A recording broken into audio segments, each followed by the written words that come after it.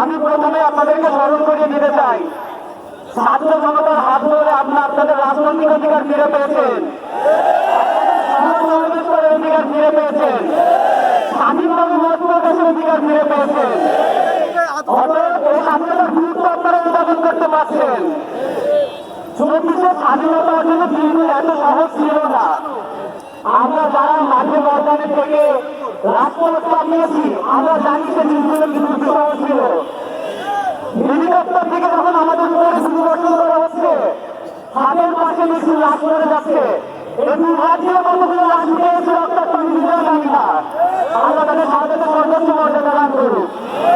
তবে আপনাদের প্রতি প্রত্যাশা, এই শহীদের রক্তে ভুলে যেতে দিবেন না।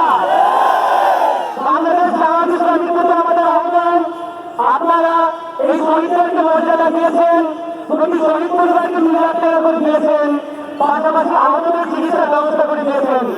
পাশাপাশি আমাদের সাধারণ শিক্ষার্থীদের আপনাদের প্রতি প্রত্যাশা, যারা এই আন্দোলন থেকে আহত হয়েছে তাদের পুনর্বাসনের ব্যবস্থাটাও আপনারা করুন। আপনারা অন্তঃস্থল থেকে আমাদের জন্য দোয়া করবেন, যেন সুখী সম্প্রীতি সহ একটা সুন্দর বাংলাদেশ আমরা গড়ে তুলতে পারি। একটা শিক্ষার্থী বান্ধব, একটা শিক্ষার্থীরা যেখানে তাদের স্বাধীন মতামত প্রকাশ করতে পারবে তেমন একটা বাংলাদেশ গড়ে তুলতে পারি।